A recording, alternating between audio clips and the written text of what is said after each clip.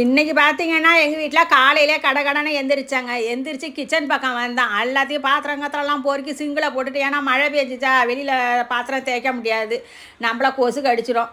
சரிட்டு உள்ளே அதை சிங்கிலே தேய்ச்சிருவோன்னு அடுப்பையும் நல்லா க்ளீன் பண்ணிவிடுவோன்னுட்டு இது பார்த்திங்கன்னா நான் அன்றைக்கி கடையில் வாங்கிட்டு வந்தாங்க. ஒரு 5 பீஸ் இருந்ததுங்க அடுப்பு துடைக்கிறதுக்காக. இது வந்து 5 பீஸுமே 99 ரூபா போட்டிருந்துச்சு.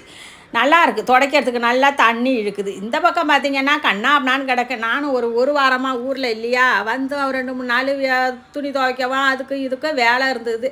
இதெல்லாம் எடுத்து வைக்க முடியல. இதில் பார்த்திங்கன்னா கிச்சனில் ஒரு மண் சட்டி, சின்ன சட்டியில் ஏலக்காய், பச்சை கற்பூரம், ஒரு 5-6 கிராம்பு போட்டு இதை மாதிரி பக்கத்தில் வச்சா அடுப்பு பக்கத்தில் சுபிச்சோம்பாங்க, நல்லது. அதை மாதிரி நீங்களும் போட்டு வச்சு பாருங்கள். அஞ்சரை பெட்டியில் பார்த்தீங்கன்னா நம்ம எப்பயும் ஜாமான் கொட்டி வச்சுருப்போம். அதுலேயும் நான் ஒரு கப்பில் வெல்லம் வச்சா கொட்டி வைப்பாங்க கொஞ்சமாக. அதையும் வச்சிங்கன்னா அதுவும் நமக்கு வந்து நல்லதுங்க.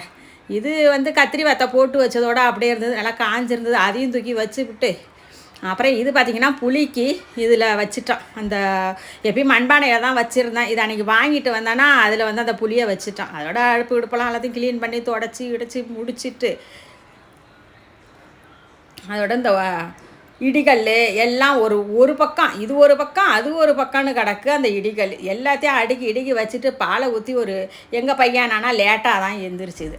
அதுக்கு ஒரு காப்பியை போட்டு கொடுத்துருவோன்னுட்டு அப்புறம் அந்த அடுப்பு துடைக்கும் போது இந்த மிக்ஸி எல்லாத்தையும் துடைச்சி வச்சுவிட்டு பாத்திரத்து எங்கள் வீட்டு பக்கம் பார்த்திங்கன்னா தண்ணி வந்து சவுறு தண்ணி, அதனால் அந்த டைல்ஸ்லலாம் பாருங்கள் அந்த கரை பிடிச்சிருக்கும். அப்புறம் அதை தேய்ச்சி வச்சுட்டு காப்பியை எங்கள் வீட்டு பையன்கிட்ட கொஞ்சம் கொடுத்துட்டு நானும் குடிச்சிட்டு கொஞ்சோண்டு அப்புறம் சரி கையோட ஒரு தோசையை ஊற்றிடுவோம் அப்படின்னுட்டு ஒரு ரோஸ்ட்டை ஊற்றி சாப்பிட்றோன்னா எங்கள் பிள்ளை லேட்டாக சாப்பிட்றோமா நீங்கள் சாப்பிட்டுக்குங்கன்னுது. அது மேலே கொஞ்சம் மொறுன்னு இருக்கிறதுக்கு எண்ணெயும் ஊற்றி நல்லா தோசையோட ஒரு சாம்பார் சட்னிங்க அதோட வச்சு சாப்பிட்ருவோம் நம்மளோன்னுட்டு. இன்றைக்கி மதியம் பார்த்திங்கன்னா சிக்கன் குழம்பு ரெசிபி தாங்க போட போகிறோம். அதையும் நீங்கள் பாருங்கள்.